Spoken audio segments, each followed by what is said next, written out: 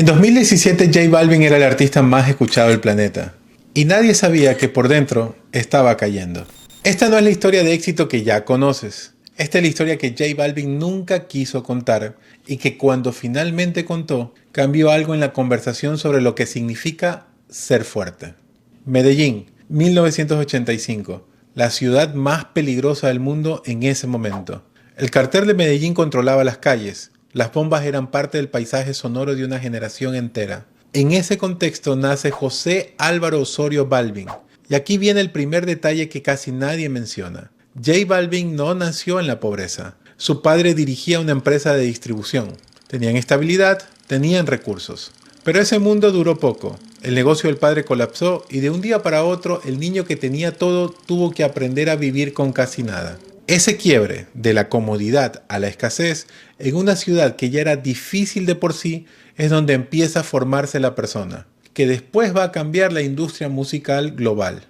La música llegó temprano, una guitarra eléctrica, influencias de hip hop, después el reggaetón, ese sonido que Medellín absorbió desde Puerto Rico y desde las calles de Nueva York. A los 17 años tomó una decisión que iba a marcarlo para siempre. Se fue a Oklahoma como estudiante de intercambio. Quería aprender inglés. Quería entender el mercado que dominaba la música mundial.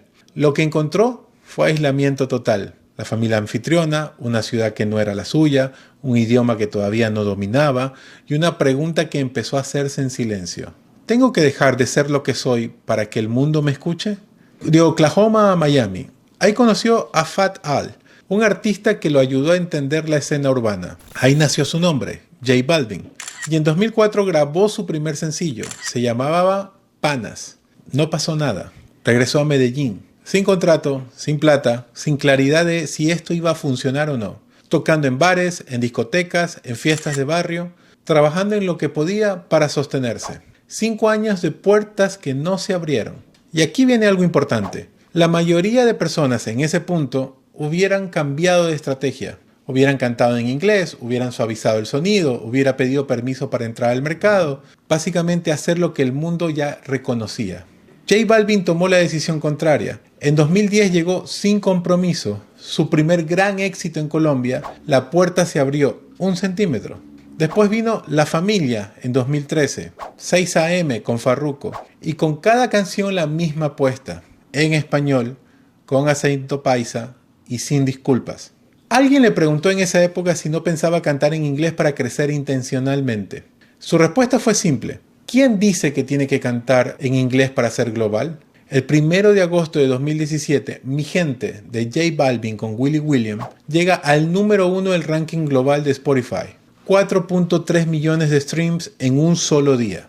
Pero el récord no era solo el número, era lo que representaba ese número.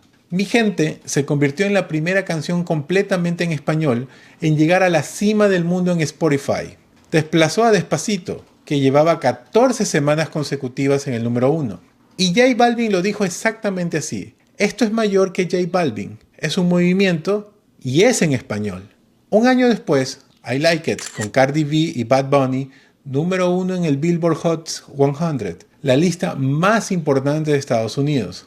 Coachella, Tomorrowland. El reggaetón es de los escenarios más grandes del mundo. En español, sin traducción y sin pedir permiso. Y aquí viene la parte que a lo mejor no lo sabías. En el pico de todo eso, con el mundo entero cantando sus canciones, con los números más grandes de su carrera, J Balvin se estaba cayendo por dentro. Septiembre de 2021, se anuncian las nominaciones a los Grammys Latinos. Y J Balvin hace algo que nadie esperaba. Llama públicamente a boicotear la ceremonia. Los Grammys no nos valoran, pero nos necesitan. La reacción fue inmediata. Residente René Pérez publicó un video que se volvió viral. Lo comparó con un hot dog frente a restaurantes Michelin. Las palabras fueron duras, muy duras. Y J Balvin, el artista que había llevado el reggaetón a Coachella, sintió algo que no esperaba sentir en ese momento de su vida. Me sentí solo. Meses después admitió el error.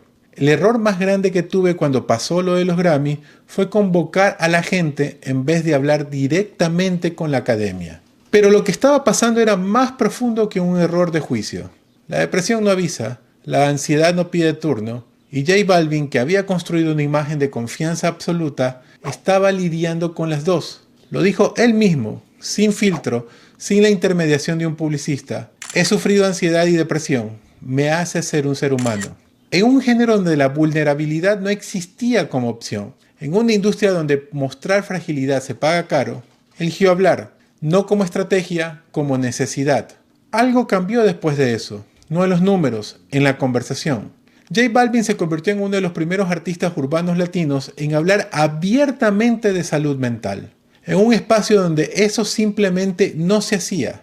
Empezó a hablar de terapia, del ejercicio como herramienta real, y la salud mental y la física van de la mano. No se puede tener una sin la otra. Empezó a hablar de apagar el teléfono, de alejarse de las redes que distorsionan la realidad, y de algo que a lo mejor muy pocos artistas de su escala admiten, que detrás de la vida que todos quieren ver, hay una vida que nadie ve. La historia fácil de J Balvin es la del artista que llevó el reggaetón a ser el número 1 del mundo.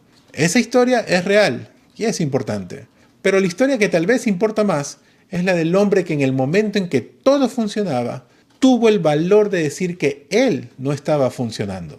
Porque eso, en una industria que vende invulnerabilidad, requiere más coraje que cualquier récord en Spotify.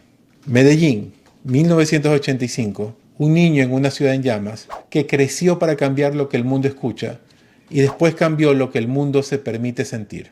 Esto es Latin Minds. Síguenos para más historias como esta.